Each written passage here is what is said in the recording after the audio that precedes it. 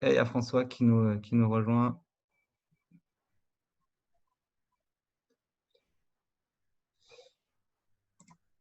Bonjour. Oula, ça va être enregistré, attention.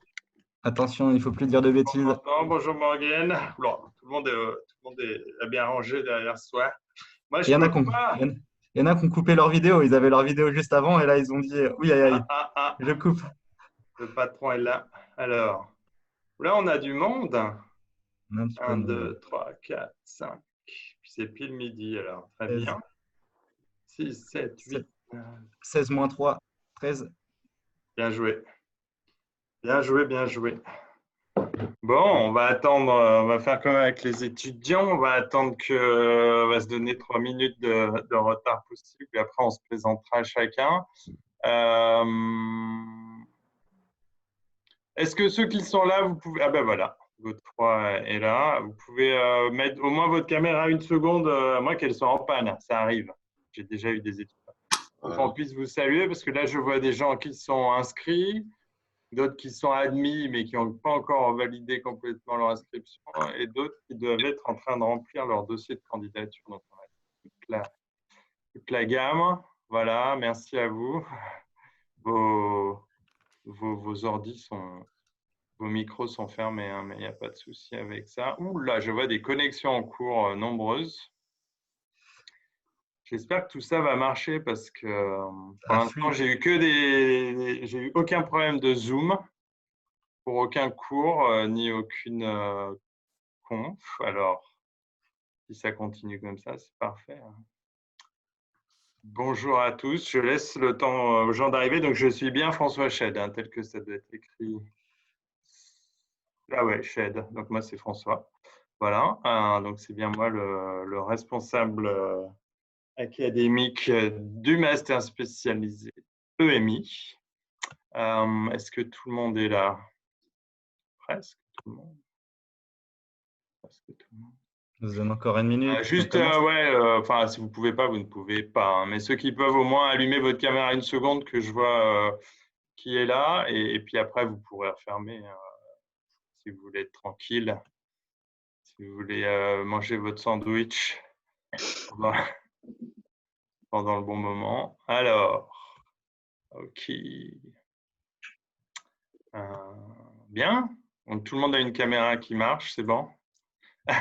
On ne testera pas les micros. Quoique, parce que là, on est nombreux. Alors, j'avais pensé qu'éventuellement, chacun dirait un petit mot, mais ce qu'on va faire, c'est que je vais faire…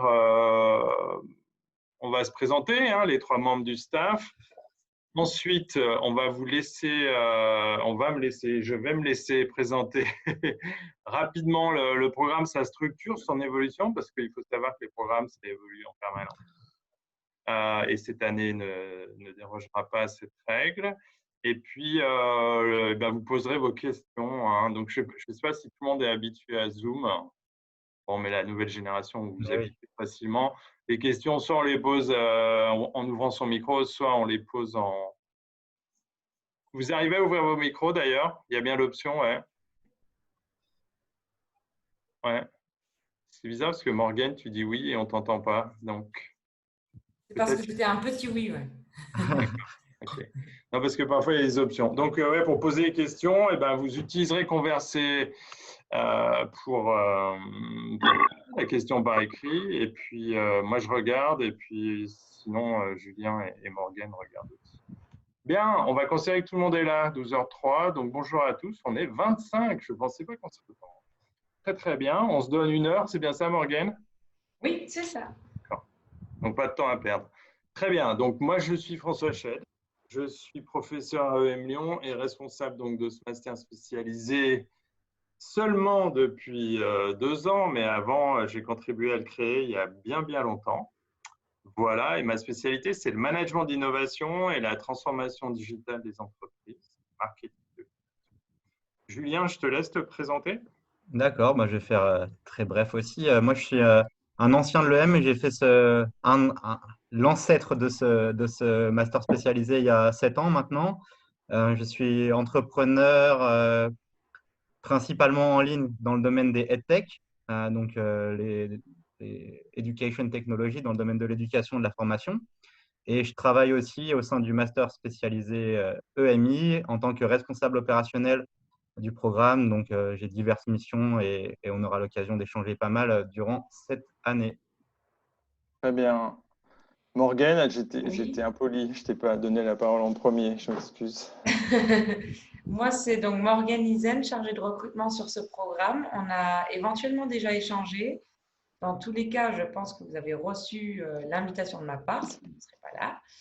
Donc, à l'issue de cette réunion, si vous avez des questions, vous pouvez toujours me contacter. Je vous accompagne jusqu'à la rentrée. On ferme en août quand même, hein, du 1er au 15. Tu restes connecté. Tout à fait. Ouais, très bien. Non, moi, la première semaine d'août.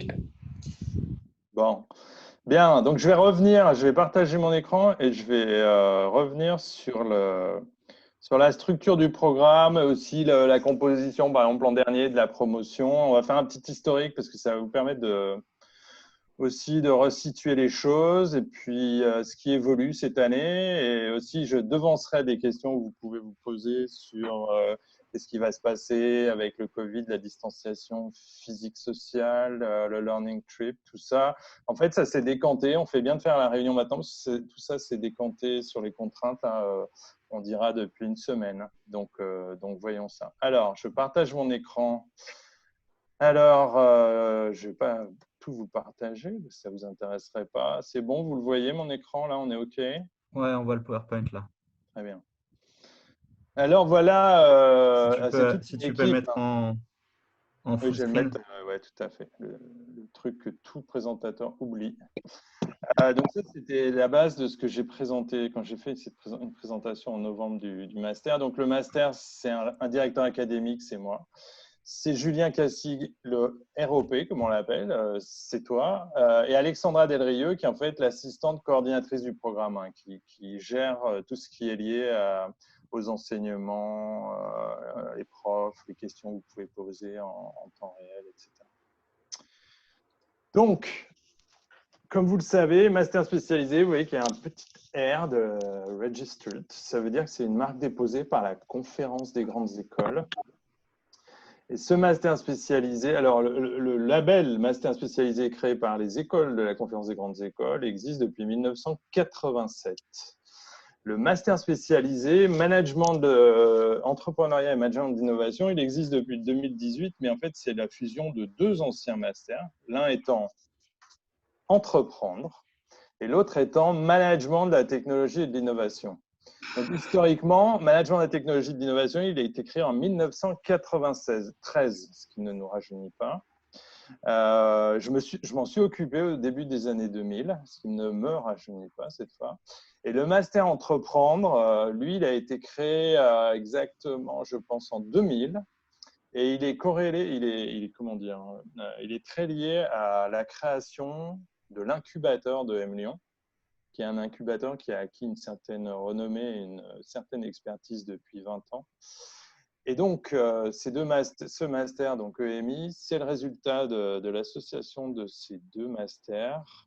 Et on s'appuie sur des enseignements, sur des projets, sur des professeurs qui étaient un peu le meilleur de ces deux masters.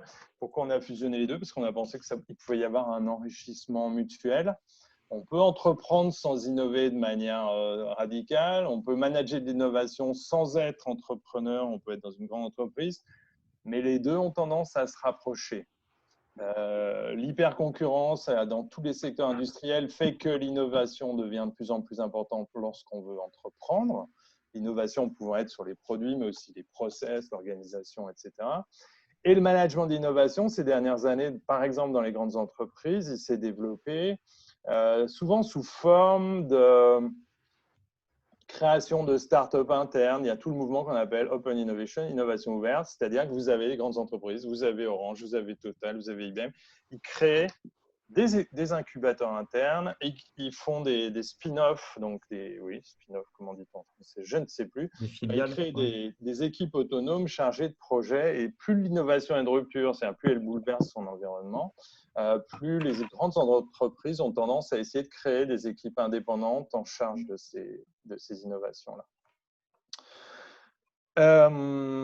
Donc, l'innovation et l'entrepreneuriat, c'est aussi, il y a un point commun qui est qu'elle s'appuie sur des compétences transverses. C'est-à-dire que ce n'est pas juste pour être un bon innovateur, être un excellent marketeur ou un excellent contrôleur de gestion ou un excellent meneur d'hommes. Non, c'est un mélange, c'est une combinaison de tout ça. Et puis, donc ça, c'est, je suis sur le point conjugaison de deux expertises clés. Donc, développer des compétences transverses liées aux ruptures numériques. Ça, j'ai renforcé cet aspect-là cette année, la prise en compte de la transition, révolution numérique. Et puis, beaucoup de projets.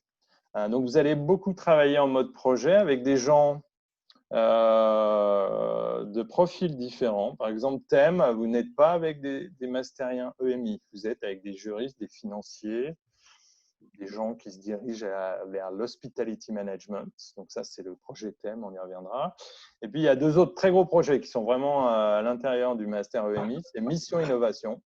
Ça, c'est très important. C'est en fait étudier, faire une étude préalable au lancement d'une innovation technologique réelle. Une entreprise nous sollicite pour qu'une équipe d'étudiants travaille sur cette analyse marché. Et là, on bénéficie de l'expertise d'un des plus grands spécialistes, on va dire, de l'innovation en France, qui est Paul Millier. Et Newbies Maker, lui, c'est le projet qui est sur la création d'entreprises.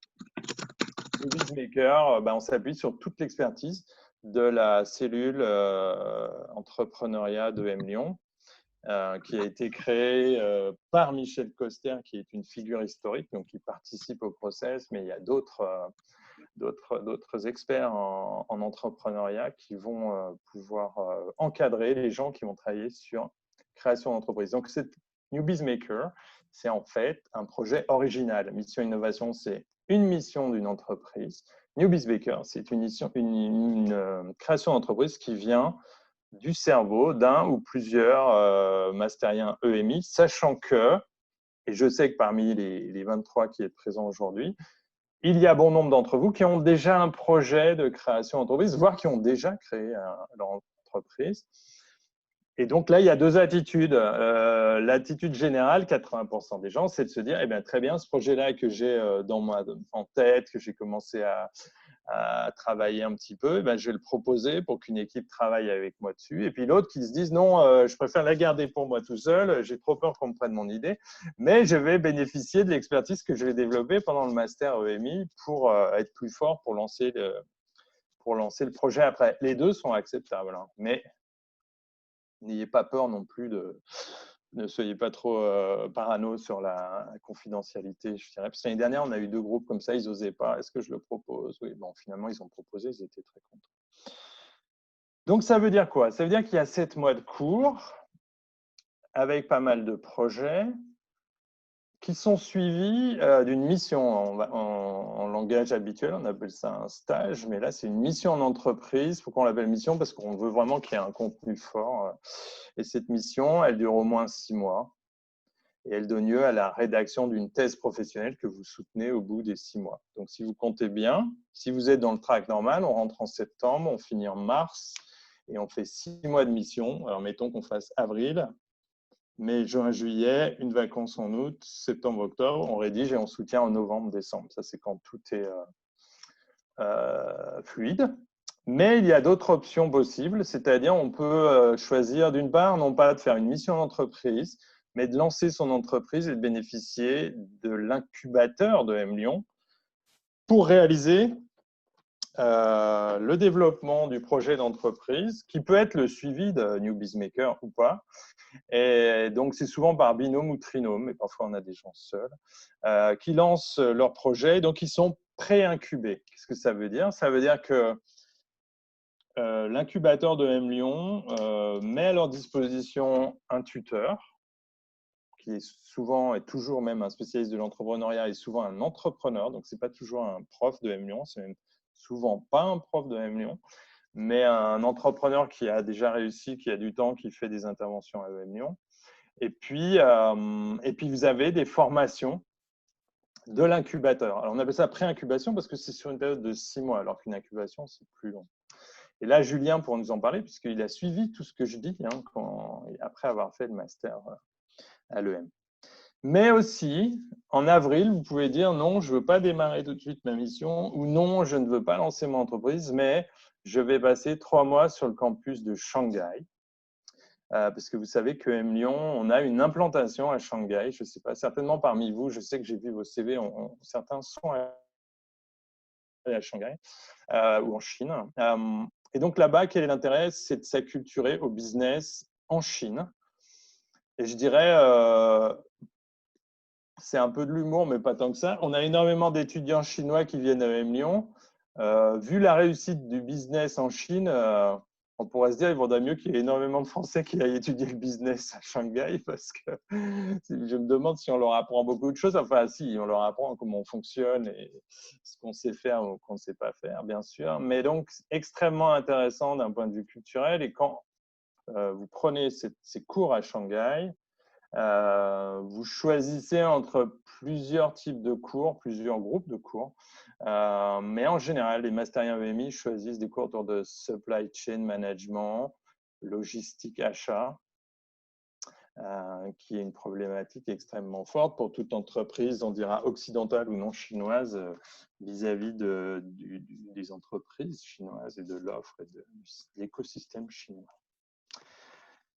Voilà. Et dernier point, la puissance de l'écosystème entrepreneurial de M Lyon Business School. Oui, c'est ce que j'ai déjà spécifié. C'est qu'on a une longue expérience dans l'entrepreneuriat. On a un incubateur qui fonctionne, dont les locaux sont juste à côté de l'EM, de l'autre côté de l'avenue Guy de Colombes. Et puis, on a aussi un accélérateur. Donc ça, c'est pour des entreprises qui ont déjà atteint un certain fonctionnement, une certaine viabilité, mais qui veulent accélérer leur développement. Voilà. Donc cet écosystème, il est assez bien établi et on a énormément notamment de compétences d'anciens entrepreneurs ou d'actuels entrepreneurs qui sont associés à tous les process d'accompagnement de nos entrepreneurs. Alors, je vais passer vite parce que sinon on est trop loin. Donc là, vous voyez de magnifiques photos. Pour vous dire, chaque année, ça change, hein, bien sûr. Mais l'année dernière, on était 68. Vous voyez que j'ai mis 29 entrepreneuriat et 39 innovations. C'est-à-dire que vous avez quelques cours en fin d'année quand même qui sont destinés à ceux qui veulent aller vers l'entrepreneuriat, parce que d'autres sont plus pour ceux qui veulent aller vers l'innovation.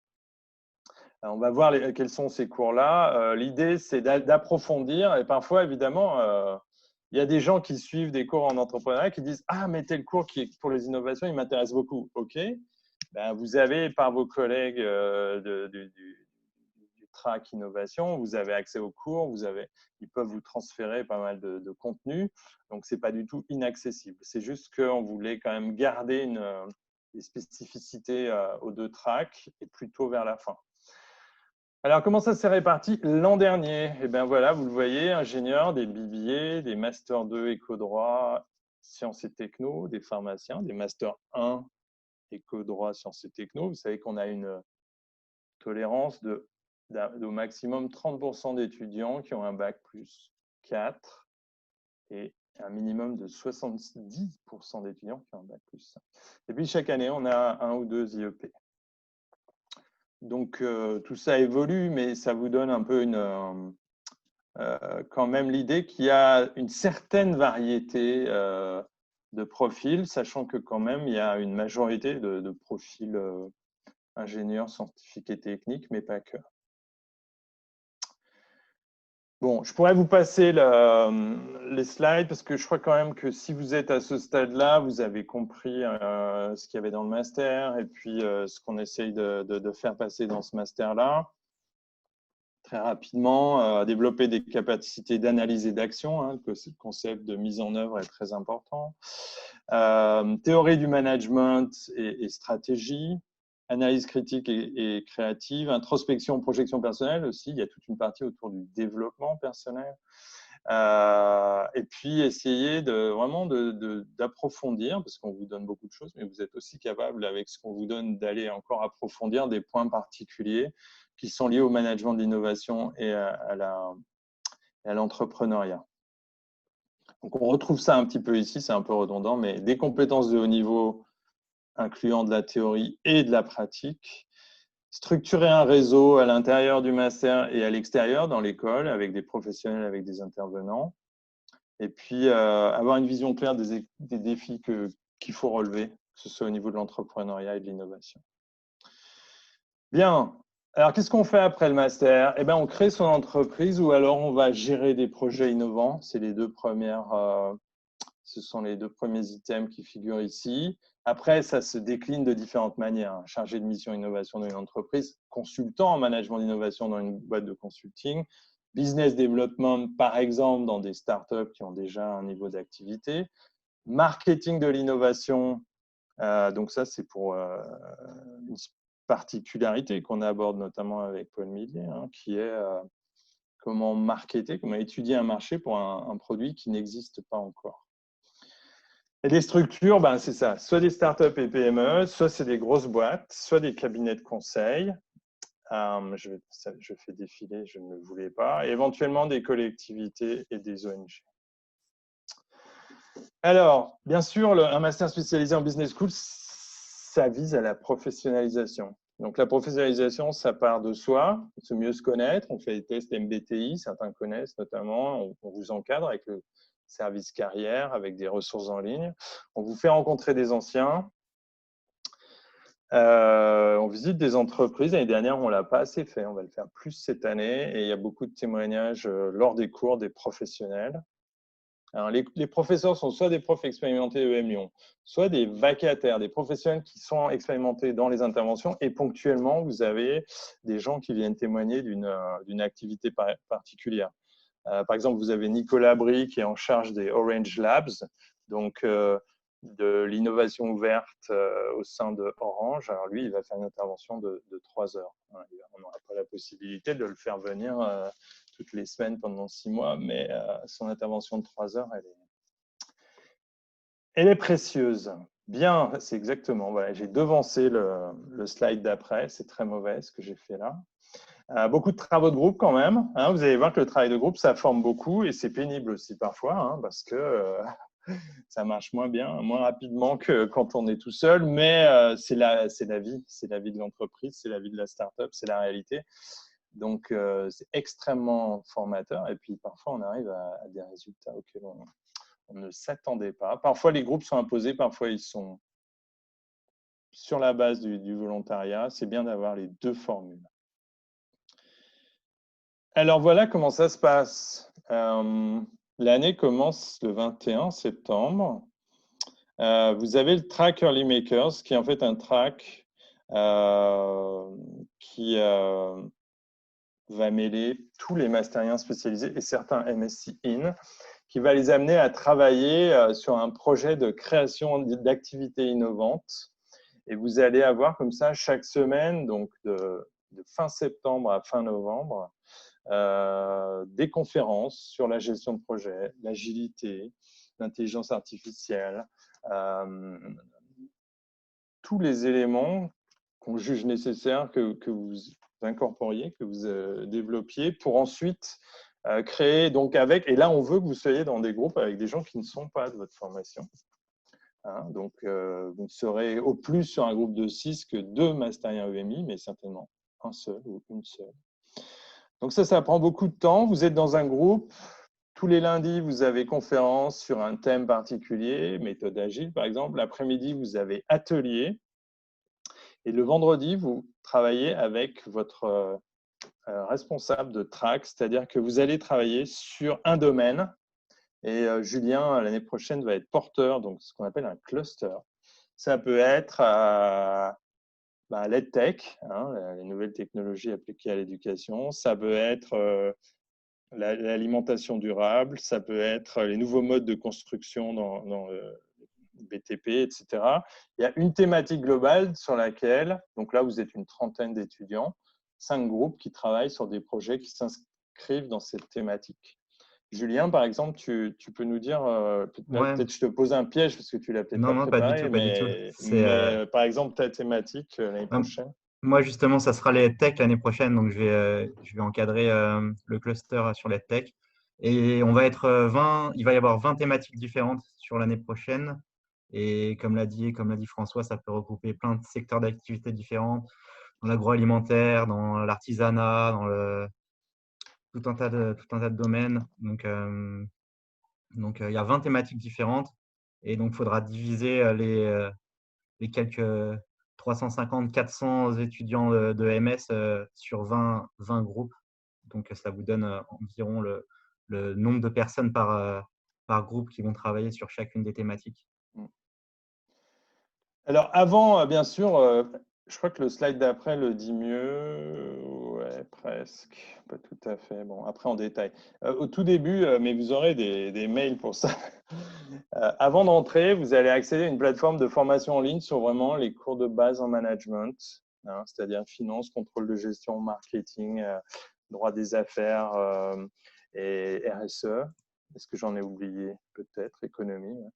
Ouais. Donc, il y a une excellente plateforme en ligne pour que vous commenciez et que vous développiez des compétences de base en management. Et ça, il faudra que vous l'attaquiez avant même de rentrer le 21 septembre à l'EM. Il faudra démarrer ça idéalement en août, peut-être tout début septembre. Normalement, vous aurez accès dès mi-juillet à cette plateforme.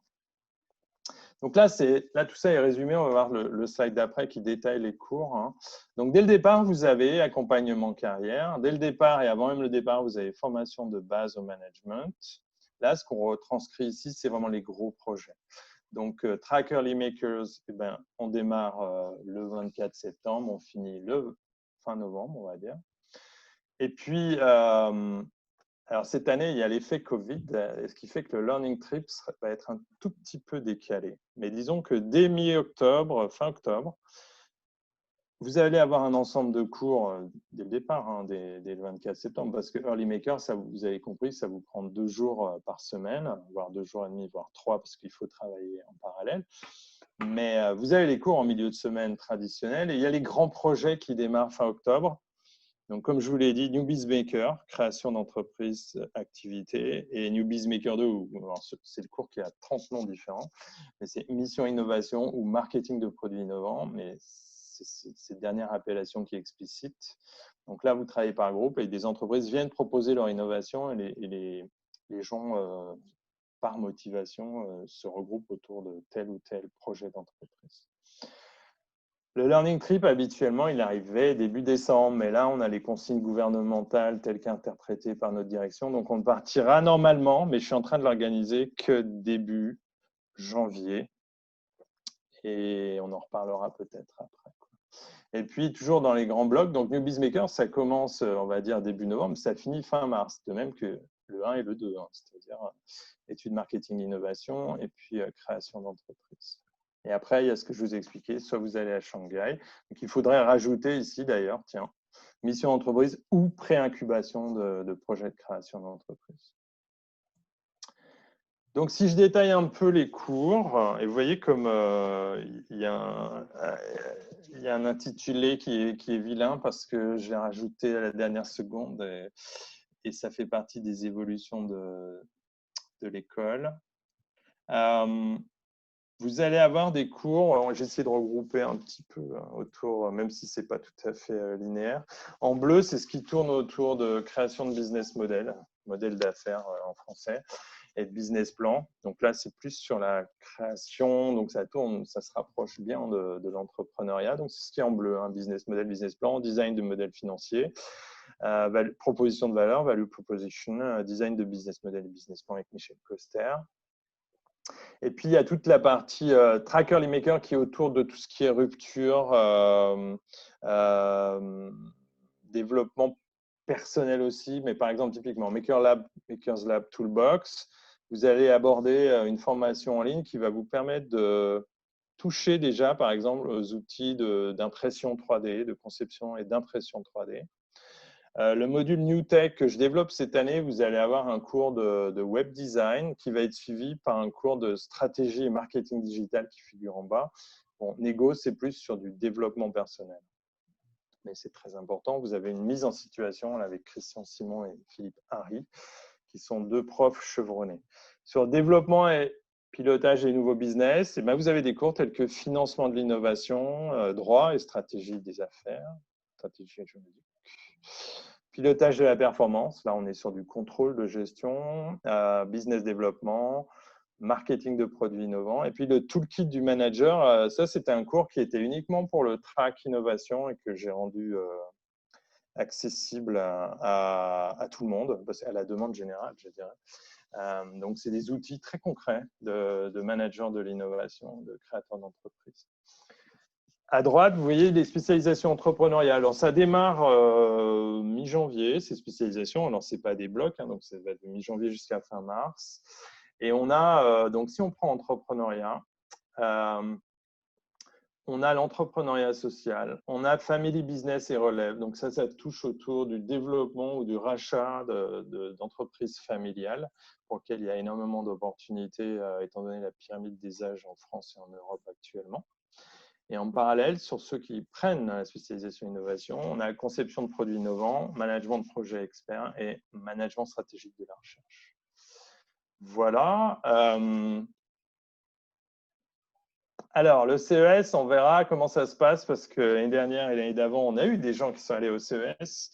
Le problème, c'est qu'avec le Covid, il y a beaucoup d'incertitudes, donc ça, on verra. C'était une opportunité qu'on va essayer quand même de reproposer cette année, si le CES a lieu, pour certains étudiants, d'accompagner des startups françaises, principalement de la région Auvergne-Rhône-Alpes, sur le CES, Consumer Electronics Show, bien connu de Las Vegas en janvier. Alors, si vous voulez aller en Chine, donc option qui est… Donc là encore, je devance les questions. Est-ce que tous ceux qui veulent aller en Chine peuvent y aller? Eh bien, je dirais oui, sous réserve qu'il y ait quand même une motivation qui soit exprimée de manière structurée. En clair, on a suffisamment de place pour que près de la moitié d'une promo puisse y aller. Il n'y a jamais la moitié d'une promo qui veut y aller, donc on est toujours dans les clous. Et donc là, je vous donne un exemple de cours sur ce que suivent les EMI. Donc ça correspond à ce que je vous ai dit, hein, sourcing, marketing B2B, Asian Business Environment. Donc c'est et puis communication interculturelle. Donc là, vous avez compris que tous ces cours sont en anglais, bien sûr. Donc c'est à la fois comprendre la mentalité, le business en Asie, en Chine, et puis plus précisément ce qui touche au supply chain et aux achats. Et puis dernier point qui est important, c'est l'apprentissage du mandarin, parce que comme certains le savent déjà, apprendre le chinois, le mandarin, donc qui est la langue la plus parlée en Chine, officielle, ça n'est pas facile hein, pour les Français. Donc là, vous avez des cours qui sont intéressants parce que vous apprenez on ne vous fait pas apprendre à écrire, c'est trop long. Il faut 10 ans. Hein. Mais par contre, à parler des bases au niveau oral et on y arrive si on suit correctement les choses. Voilà, donc le coût pédagogique supplémentaire est réel mais limité. Après, ça coûte de plus en plus cher hein, le logement à Shanghai, parce que l'immobilier, le boom économique étant présent, l'immobilier a tendance à grimper. Alors, ça, c'était des taux d'enquête, ça ne vous intéressera pas. Tac. Alors, taux de rémunération. Donc, c'est un petit peu mal présenté, mais c'est pour dire que le taux de rémunération moyen après le master était de 43 113 €. Donc, ça, c'est la promo 2017 qui a été analysée début 2019, pour vous donner les chiffres précis. Et puis, plutôt que de vous dire et redire encore les points forts, etc., du master, je sens que comme nous avons dépassé 12h30, la meilleure chose à faire maintenant, c'est plutôt de répondre à vos questions, car je sais que vous en avez, ou sinon, je dirai les questions que vous pourriez me poser, et puis j'y répondrai. C'est moins bien. C'est un peu moins bien. Donc, voilà, merci à vous. Qui veut poser des questions ? Il faut que j'arrête mon partage d'écran pour pouvoir voir si déjà parmi… Non, pas de conversation, pas de questions. Donc, vous pouvez ouvrir votre micro et me poser les questions que vous souhaitez. Ne soyez pas timide. J'ai une question. Oui, qui parle Donc c'est Guillaume. Oui. J'avais une question au niveau des échéances de paiement. Alors là c'est Morgane, la spécialiste. Allez-y, je vous laisse quand même parler. Je demandais juste à quel mois ou quand sont les échéances. Alors ça, en effet, il faudra demander aux admissions, donc le mail qui est sur le formulaire d'inscription auquel vous avez renvoyé votre enrollment form. Et alors, de mémoire, les échéances, c'est approximativement un paiement fin août, un paiement fin octobre et un paiement fin décembre. Ok. Mais il y aura des dates précises qui pourront vous être communiquées. Il faudra faire une demande et puis. Ok. Ça marche, merci. N'ayez pas peur de poser aucune question. Toute question est acceptable et envisageable. N'ayez pas peur de penser que je puisse dire, mais vous devriez déjà le savoir. Qu'est-ce qu'on pourrait vous dire de plus, quoi? Je pense qu'il doit y avoir des questions sur la rentrée, puisque j'ai… Anas qui lève la main. Oui, c'est qu'il a levé vraiment la main en physique, parce que vous savez qu'on peut aussi lever la main. Comment on fait? C'est dans la conversation. Sur les participants, on peut lever la main, c'est vrai. Du coup, j'ai une question, moi, plutôt, on a parlé un petit peu par rapport au Covid, mais j'ai vu un mail passer sur comment allait se passer la vie sur le campus. Vous pouvez en dire un peu plus est-ce qu'il y aura des amphis toujours? Est-ce que tout va être à distance et on va garder que des groupes alors effectivement, là, ça a évolué positivement, je dirais, la semaine dernière avec les consignes gouvernementales. L'idée, pour faire simple, c'est que dans les circonstances actuelles, on aurait la possibilité de recueillir les étudiants, recueillir, comme un peu au cinéma, c'est-à-dire il faudrait une place autour de chacun. C'est-à-dire un amphi de 200, on pourrait mettre que 100 étudiants de manière logique. Et donc, on pourrait se dire, on va réserver des salles. Si on a une promo de 65, alors on va réserver pour le master EMI des salles de 130. Le problème, c'est qu'on ne va pas pouvoir faire ça parce qu'il y a trop peu de salles, vous l'imaginez bien. On ne peut pas doubler toutes les superficies. Donc là, l'idée, c'est qu'en fait, il y aura, par exemple, pour thème, il y aura, par exemple, les conférences du lundi matin. Et au premier semestre, il y aura certaines conférences qui seront en distanciel parce qu'on ne pourra pas accueillir tout le monde en même temps dans une salle.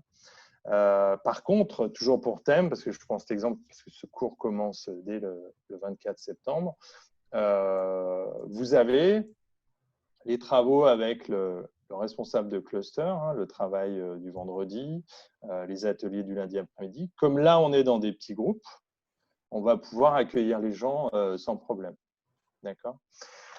Et ça, en fait, la limite, la contrainte qui nous est donnée, c'est que sur le premier semestre. Donc, pour résumer, parce que quelqu'un m'avait écrit, j'avais répondu ça. Évidemment, on ne sait pas ce qui peut se passer, parce que s'il revient un nouveau virus, s'il y a une nouvelle catastrophe. Mais logiquement, on aura finalement au premier semestre entre 50 et 100% de cours en présentiel. Parce que si vous regardez bien, lorsque on aura des cours où il n'y aura que les mastériens EMI, soit on aura des tailles de salles suffisamment grandes, soit on aura demandé aux profs de concevoir des cours qui permettent d'avoir les deux demi-promos l'une après l'autre. Donc 50 à 100% présentiel. Et au deuxième semestre, par contre, tout doit rentrer dans l'ordre, sauf une nouvelle catastrophe qui ne peut pas être exclue totalement. Aussi, ce que je dirais, c'est qu'à l'EM, depuis le 16 mars, on a tout passé nos cours en distanciel. Alors plutôt dans le programme grande école, parce que le master, il se terminait le 29 mars. Donc, il n'y a pas eu beaucoup de choses à transférer, un petit peu quand même. Mais les derniers cours ont pu avoir lieu en distanciel. Et peut-être certains l'ont déjà testé dans leurs différentes formations.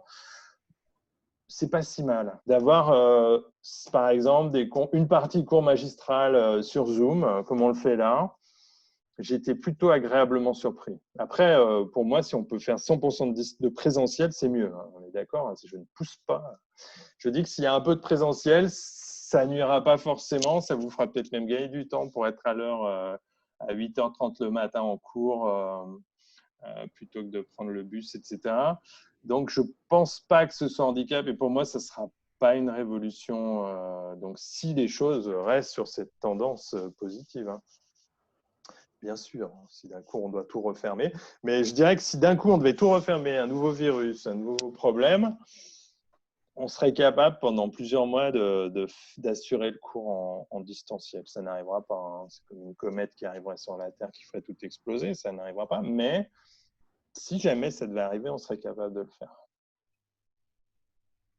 Ok. Alors là, une question, très bien. Pour ceux qui choisissent entrepreneuriat et donc le développement de projets au deuxième semestre, est-il possible de le travailler dans l'incubateur de Paris? Un ancien étudiant avait évoqué cette possibilité. C'est donc une excellente question, ce qui veut dire que je n'ai pas la réponse. Mais je pense que logiquement, il n'y aurait pas de problème. Pourquoi?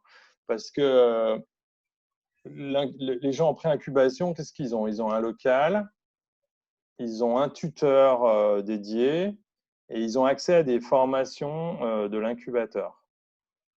Et ben, ces trois choses-là, le local, ça peut être Paris ou Lyon, pas de problème. Le tutorat, il peut se faire à distance ou en direct. C'est vrai qu'il y a pas mal de gens, de tuteurs qui sont parisiens. Et les formations, il y en a à Paris ou à Lyon.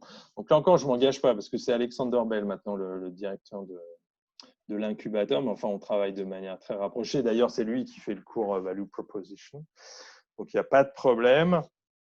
Donc, tout ça me semble tout à fait envisageable, mais il faut checker ça. Donc, c'est une très bonne question que je prends. Il me semble que cette possibilité avait été évoquée. Et je ne suis pas sûr à 100%, mais je pense que ça passe aussi. Ouais. Par qui, tu te rappelles? Par Alexander, il me semble qu'il en avait Alexander l'avait dit, tu penses? Ouais. Préincube Paris, ouais, je pose la question. Alors, d'autres questions? Non. Bonjour, est-ce que vous m'entendez? Très bien. Et je ne sais pas qui parle. C'est Corentin. Ah, oui, bonjour Corentin. Oui, ok, excusez-moi, j'avais du mal à régler le micro. Juste pour rebondir sur la première question là, et sur les cours en présentiel ou en distanciel, ouais. Vous avez parlé de semestre 1 et semestre 2. Oui. De ma compréhension, du coup, le Master SP, c'est un semestre de cours, non? Non. De toute façon, c'est du jargon interne. Non, semestre 1, c'est septembre-décembre. Semestre 2, c'est janvier à mars. C'est vrai que ça ne dure pas un semestre. Mais... Ouais, c'est c'est effectivement la convention, le 1S et le 2S. Donc, c'est pour ça que le Learning Trip qui était prévu première semaine de décembre, eh bien, on va sans doute le basculer, parce qu'il n'aura pas lieu avant janvier, et je vais faire en sorte que ça bascule à la première semaine de janvier, à la rentrée, parce que je pense que ce serait un bon événement ça consolide le lien dans la promo, et ça boosterait bien le deuxième semestre. Et là, je suis en train d'en discuter, parce que ça, ce n'est pas nous qui l'organisons directement, on fait appel à des gens qui sont sur place. Et comme rien n'est complètement défini, je ne vais pas annoncer des choses parce que c'est pas certain. On va faire évoluer les choses. En clair, soit on ira à Boston, soit on ira un peu plus à l'ouest, mais c'est pas encore sûr. Ok, très bien, merci. J'ai une deuxième question, si je peux la poser. Là, c'est concernant, du coup, vous avez parlé des conférences, mais il me semble aussi, ou peut-être que je me trompe, mais il y a des sortes de réunions avec les anciens élèves, quoi, les alumni tout simplement, qui sont prévues, mais là, du coup, avec les mesures de restriction, de rassemblement, etc., est-ce que ça va pouvoir être maintenu, ou alors ça va être plus compliqué, ou en distanciel, parce que c'est vrai que du coup là il y a un réel intérêt de pouvoir avoir s'il y a vraiment, c'est vrai que là on peut épiloguer beaucoup, il n'y a pas de certitude, mais pour moi c'est simple. Si vraiment il y a encore des restrictions, des contraintes liées au Covid, je pense typiquement, par exemple, il y a des tables rondes métiers. Alors Vienne, le mardi soir, ça change. Des gens qui sont tous consultants en innovation ou tous chefs de produits dans l'agroalimentaire, j'ai n'importe quoi, qui sont des anciens récents et qui font part de leur expérience, qui échangent. Typiquement, ça, on peut le faire. Je pense qu'on peut le faire à distance, quoi. Évidemment, après, on perd un peu, mais ça se fait bien à distance. Et s'il y a des problèmes dans les transports ou autres, on fera comme ça, je pense. D'accord. Donc, ça se fera, mais avec des modalités, on ne sait pas encore exactement lesquelles. Moi, je suis optimiste. J'ai une vision qui fait que je pense qu'à fin septembre, tout sera à peu près rentré dans l'ordre, parce que si vous regardez bien, ça a évolué très vite. Hein. Mais ça peut réévoluer très vite dans le mauvais sens, je n'y crois pas. Mais là, je suis pas le professeur Raoult, donc je suis pas de certitude. Alors, comment se passe la recherche de stage? Alors, la recherche de stage, dès le début, vous êtes encadré, donc ça s'appelle le Career Center. Vous avez des cours classiques que certains ont déjà fait, mais les choses évoluent, hein, sur le CV, la lettre de motivation. Et globalement, on vous fait rédiger, exprimer un projet personnel professionnel. On vous fait passer les tests dont j'ai parlé tout à l'heure, le MBTI, qui est une sorte de test de profil personnel professionnel, d'ailleurs, ça correspond bien.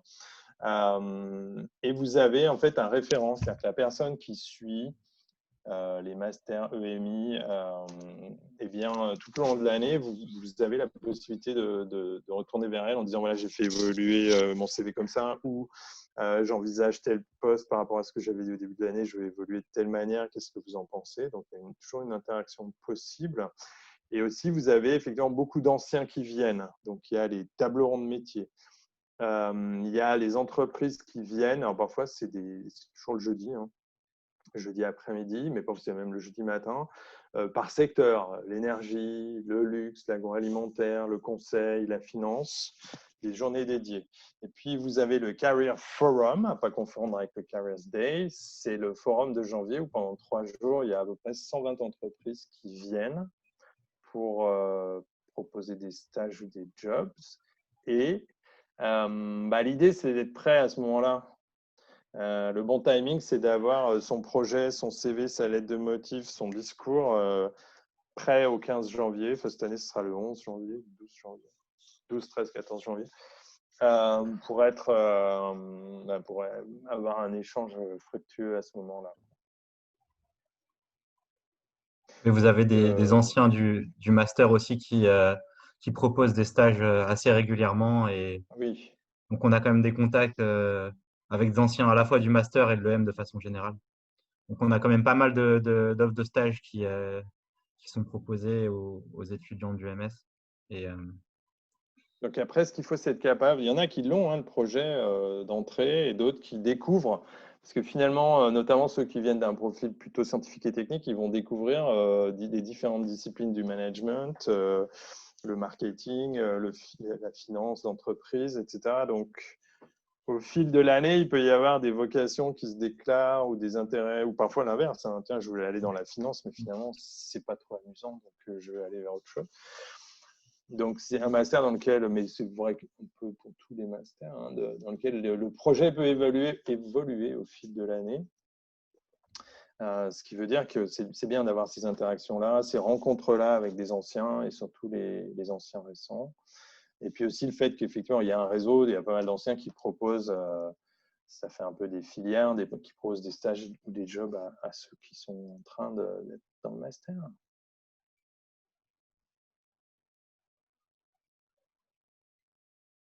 Est-ce qu'il y a d'autres questions? Est-ce que j'étais assez clair sur le Covid? J'espère, sachant qu'il y a l'avenir est toujours incertain. Enfin, maintenant, on le sait encore plus que l'année dernière. Mais globalement, j'ai aucun doute sur le fait que tous les contenus soient diffusés et vous puissiez vous les approprier. Ce qui se passe, c'est qu'effectivement, ça changera les modalités si on a des trop fortes contraintes Covid, les modalités d'interaction avec le prof, puis les modalités d'interaction entre vous pour le travail de groupe et puis même pour l'échange informel à la pause ou autre. Mais à partir du moment où vous aurez entre 50 et 100% de cours en présentiel, ça ne me semble pas du tout rédhibitoire, quoi. Est-ce qu'on prévoit des masques EM Lyon pour la rentrée? Ouais, je crois, mais après… Un bon cadeau de rentrée. Ouais, je ne sais pas, moi je ne suis toujours pas rentré à EM Lyon, il paraît qu'on nous en donne, mais enfin là c'est que les profs. Hein, on nous en donnait parce que ça a changé depuis… On a des masques, mais sans le logo pour l'instant. Ah, moi je ne viendrai que quand il y aura le logo. Et on te donne t'as un petit package, c'est ça, non? Oui. Et un paquet. Et encore maintenant ou c'est fini? Oui, un nouveau. Bon, ok, avec je des viendrai masques demain. en tissu. Parce que Après, si tous les étudiants viennent sur le campus, j'ai juste un doute là. Il va falloir relancer la production de masques. Là, on va créer du business. Hein, si tu as des milliers de masques chaque jour à S'il y a quelqu'un dans la Réunion qui veut lancer son usine de production de masques, c'est le moment. J'ai déjà vu qu'il y avait un excès de production de masques en France, vu que tout le monde s'y est mis et puis que finalement, les masques chinois arrivent beaucoup moins chers. Bon, donc, on va voir si on s'est bien acheté et j'en doute pas. Il y a d'autres questions, peut-être sur le contenu de l'année? Il y en a une dans la conversation. Ah oui, oula, ça tombe là. Comment ça va? Ceux qui choisissent de monter leur entreprise à la place de la mission professionnelle ont-ils une thèse professionnelle à faire? Donc là, cette fois, c'est une excellente question à laquelle j'ai une réponse. Donc, c'est une très excellente question. Donc, ce n'est pas une bonne question, c'est une excellente question. Et oui, alors non, vous ne faites pas la thèse professionnelle comme les autres, vous faites un business model et un business plan précis qui est validé par le jury de l'incubateur. Et aussi, on vous demande de rédiger une dizaine de pages sur l'aventure entrepreneuriale telle que vous l'avez vécue pendant ces mois-là et ce que vous en avez retenu. Pour que ça ne soit pas juste sec sur uniquement centré sur le projet lui-même et qu'il y ait aussi une sorte de prise de recul, quoi. Alors, si j'ai bien compris, donc non, vous n'avez pas bien compris, donc c'est bien de poser les questions. Au premier semestre, nous aurons cours mardi, mercredi et jeudi à distance. Non. Non. Si moi j'ai bien compris, sachant que ce n'est pas sûr, et Julien, tu confirmes, ce serait plutôt le lundi matin où il y aurait cours à Lundi distance. matin, ouais, les conférences thématiques des intervenants sur le thème, ça sera a priori à distance. Parce qu'il y a 400 étudiants et ce n'est pas possible de… On a un grand amphi qui permet d'accueillir tout le monde, hein, l'amphi IBM, et là… à moins que ça change. À moins que ça change positivement. Non, la seule certitude du distanciel, et encore, c'est le lundi matin. Le reste du temps, ça devrait être soit du présentiel, non, ça sera du présentiel en groupe, soit petit, soit en demi-groupe de promo. Voilà. Avec ponctuellement du distanciel. Et vous comprenez bien que suivant les cours, on n'a pas la même approche. Hein. Si c'est très pratique, si vous faites de la technique de négociation, alors heureusement, la mise en œuvre, elle est au deuxième semestre. Mais si vous êtes dans une salle, on vous filme, il y a interaction directe, il vaut mieux être dans les locaux des CULI plutôt que chacun chez soi. Hein. Quoique tout doit être envisageable. Hein, mais… Et le vendredi, vous avez des travaux de groupe aussi, donc c'est pareil. Il faut être… le mieux, c'est quand même d'être sur place pour pouvoir échanger directement avec les autres étudiants. Mais quoi que les travaux de groupe, peut-être que même avec comment on appelle ça, des rooms Zoom ou d'autres groupes, ça peut s'envisager. Ça doit s'envisager, mais il manquerait la dimension. Mais là, c'est bon, les travaux de groupe, vous êtes en général des groupes autour d'une taille de 6 étudiants. Sur thème, ça devrait être… Pas encore trop fort. Quelle est la proportion d'étudiants du MS qui ont déjà de l'expérience pro? Elle est toujours limitée. Hein. On va dire qu'il y a… Alors, tout dépend de ce qu'on appelle l'expérience pro. Parce que maintenant, les gens arrivent au bout de leurs études, même sans avoir eu de CDI, en ayant fait pas mal de stages. C'est moins vrai sur des parcours universitaires. Mais même à l'université, maintenant, on fait des stages, mais plutôt moins. Mais sinon, des vraies expériences pro de plusieurs années, c'est 10%, quoi. D'une promo, même pas. Non, on va dire en maximum, c'est 2 ans d'expérience pro. Si on accumule si on compte les stages, en moyenne, ça fait ça. Ouais. Après, moi, j'ai déjà eu, au début où je m'occupais de master spécialisé, j'ai quand même eu un participant qui avait 52 ans. Hein. Ce qui fait qu'il est à la retraite depuis longtemps. Donc, d'avoir ponctuellement des gens avec une certaine expérience, bon, 52 ans, on a battu encore, mais des gens d'une trentaine d'années, ça fonctionne bien, en fait. Avec quelques personnes avec pas mal d'expérience, ça fonctionne. Moi, ces gens-là ont déjà en tête le fait qu'ils acceptent de se retrouver avec des petits jeunes qui vont être impatients d'aller à la cantine à 11h43 parce que le cours se finit à 45. Donc ça, c'est pas grave, ils acceptent cette idée et ça fonctionne. Mais c'est les plus de 30 ans, il y en a 3 sur 60, ça fait 5%. peut-être même 2.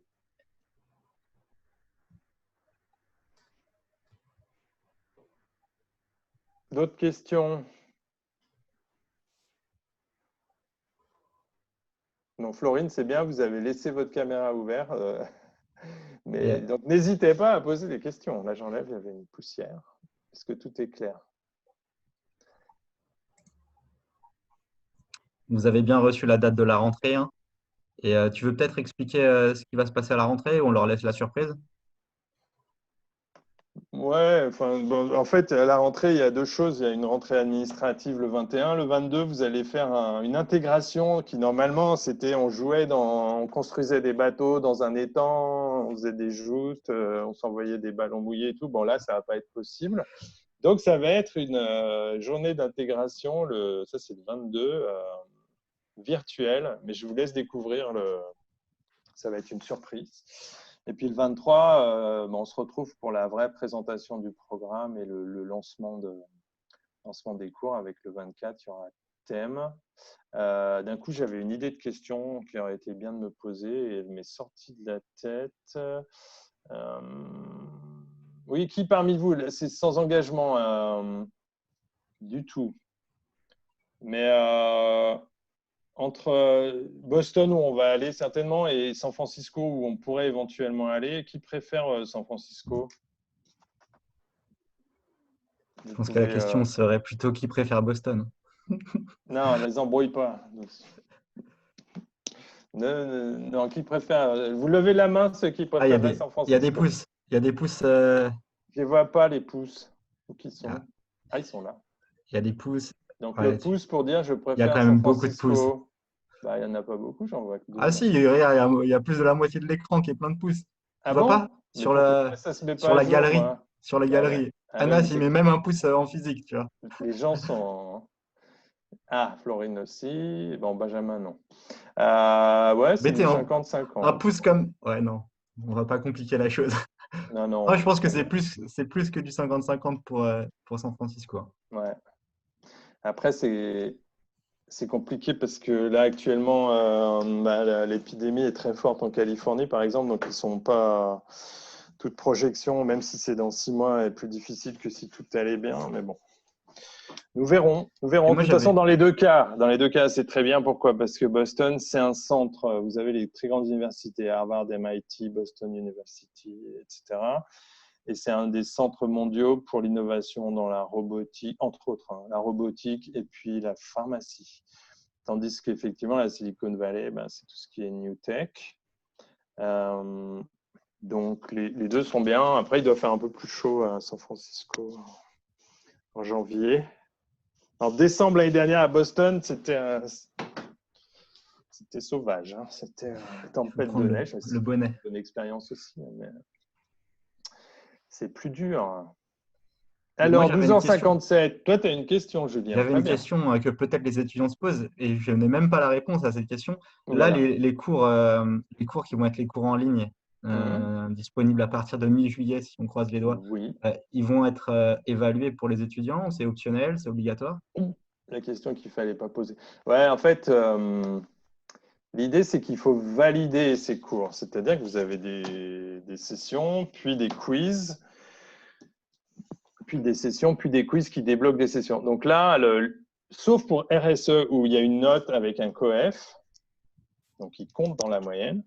Mais sinon, c'est l'idée de valider vos quiz pour valider un certain niveau d'expertise qui permettent d'aborder les cours qui seront dispensés à partir du 24 septembre. Après, il y a des gens qui ont déjà une formation en management, d'autres qui ne l'ont pas du tout, d'autres qui en ont un peu. Donc, c'est plus ou moins rapide à faire, hein, on est bien d'accord. Mais l'année dernière, on a eu des difficultés d'accès. On avait dit aux gens qu'ils pourraient bosser dessus dès août et finalement, c'est arrivé que mi-septembre, c'était un peu tard. Donc, cette année, j'ai insisté. On m'a dit dès juillet, ils auront accès. Mais on vous relancera. Vous aurez des mails pour vous dire au fait. Et puis, l'avantage avec le distanciel, c'est qu'on sait exactement qui a passé combien de temps sur quel module en un clic. On voit les Big Brother à mort.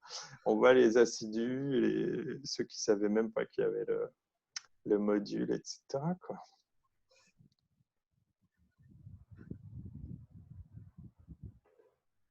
Il y a d'autres points à évoquer ou je vois que l'heure passe. Et là, il y a un timing. Donc, tout le monde veut aller manger à la cantine. Ah ben non, elles sont fermées, les cantines. N'hésitez pas quand même, je vais vous laisser mon email. Si vous avez des questions ou si vous êtes timide, là, vous pouvez me les poser. Hop, j'ai partagé shed@em-lyon.com. Tu l'as mis où? Je l'ai écrit qu'à Charlotte. Je suis désolé, je n'ai pas regardé ce que je faisais. Donc, je vais l'envoyer à tout le monde. Désolé. Je vais changer, envoyer à tout le monde. Comme quoi, je ne maîtrise pas encore tout. Bon, mais ça marche Morgane, quand même pas mal, hein, Zoom. Hein. Tu disais que certains étudiants voulaient le replay, non, c'est ça? Tu vas le remettre où? Oui, certains étudiants voulaient le replay. Donc, oui, il y a un replay. Très bien. Probablement le mettre à disposition sur un lien YouTube privé. Okay. Et le partager donc avec tous les étudiants admis et inscrits pour qu'ils puissent, parce qu'il y a certains étudiants qui m'ont écrit pour me dire qu'ils ne pouvaient pas assister malheureusement à ce créneau horaire-là. Parfait. Comme ça, vous allez pouvoir apprendre par cœur tous les cours que vous allez avoir et vous saurez tout dès la rentrée. Ouais, c'est sûr. Est-ce possible d'avoir les diapos aussi? Ce qui n'est pas la même chose. Ouais, Charlotte, je te donnerai les diapos que j'ai projetés. Ou est-ce qu'on considère que c'est bon avec le replay? En fait, c'est peut-être plus simple. Morgane, pardon. Je t'appelle Charlotte. Je vois que tu coupes ton micro. Je me dis, tiens, mais pourquoi? Mais parce que j'ai dit Charlotte. Ouais, pardon. Il n'y a pas toutes les slides, je crois, sur que tu as montré. Donc, je ne sais pas.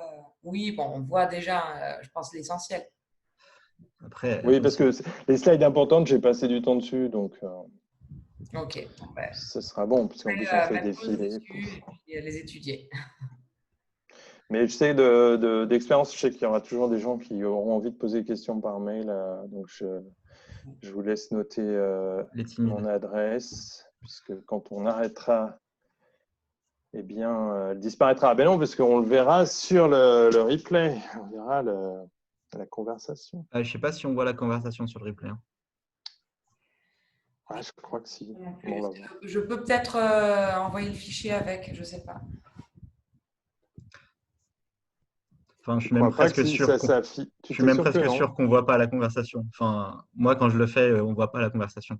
En fait, c'est un fichier texte à part que tu dois joindre. Ouais. Ah, ok, d'accord. Je te crois. Mais il me semble que sur ta première slide, tu avais marqué ton nom et c'est possible qu'il y avait… Je mettrai l'adresse mail quand j'enverrai le lien pour le replay. Ok. Est-ce qu'on libère tout le monde? Est-ce qu'on laisse une chance d'une toute dernière question? C'est bon? Bon, eh ben, j'espère vous voir nombreux le 23 septembre à 13h, car ce sera le moment où on se retrouvera. Dans quelle salle, on ne sait pas encore. Allez, bonne journée. C'est toi qui arrête, Morgane, ou parce que sinon tout le monde reste. Au revoir. Au revoir. Merci, au revoir, bonne journée. Au revoir, bonne journée, merci à tous. Au revoir, merci. Au revoir.